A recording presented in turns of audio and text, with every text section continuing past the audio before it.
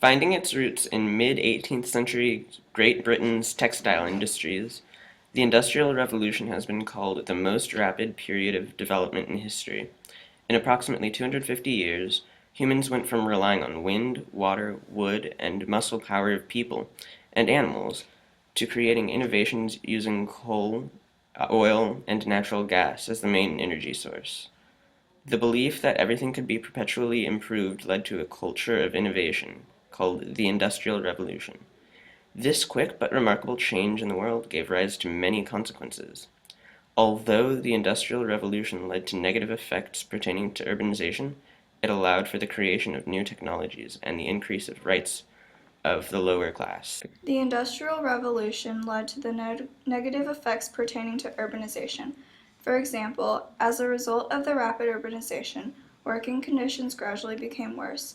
People had to endure long hours of labor and were often exposed to the dangerous moving parts of machinery.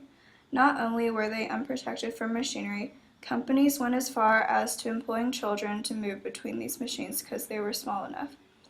Even though the conditions in some factories were horrendous, the conditions of workers gradually became more suitable for them due to multiple acts and reforms.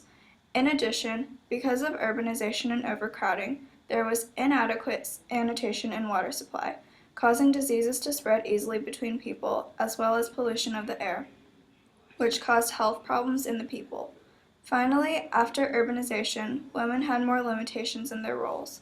Because urbanization led men to obtain and dominate more jobs, women became more restricted to domestic roles.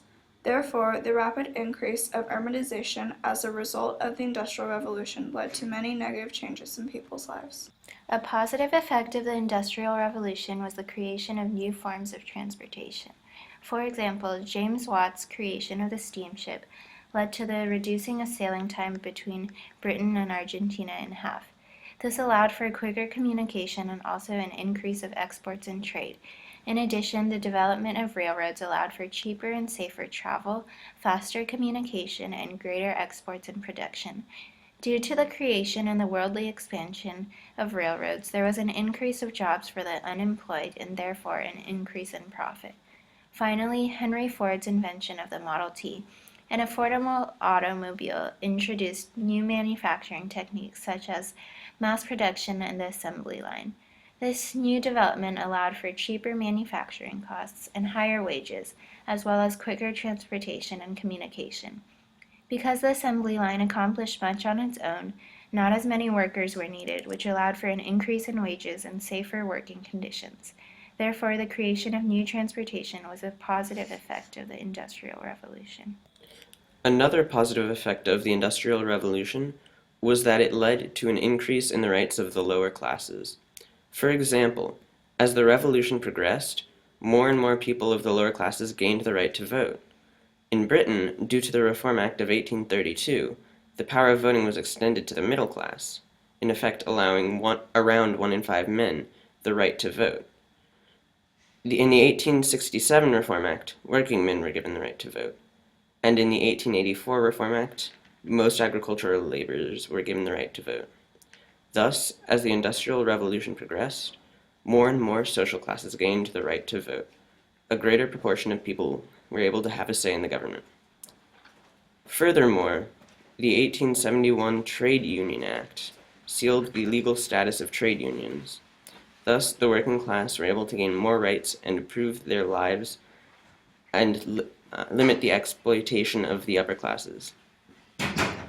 Furthermore, in the beginning of the Industrial Revolution, it was legal for children of any age to work in factories. Typically, these conditions entailed 12-plus-hour workdays with little to no breaks in extremely hazardous situations. Factories would hire these lower-class children because they would take a lower salary, making the factory owners a greater profit. However, as time passed, activists began to increase their advocacy for the banning of child labor. Their advocacy eventually led to laws in a vast majority of countries that minimized, if not fully prohibited, child labor, leading to safer working conditions.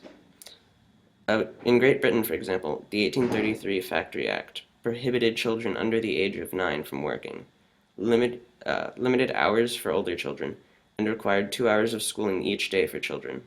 Thus, although child labor was a negative effect of the Industrial Revolution, eventually child labor was outlawed and controlled to let children have better lives.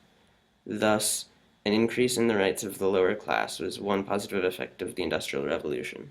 The Industrial Revolution had varied consequences on many different parts of society.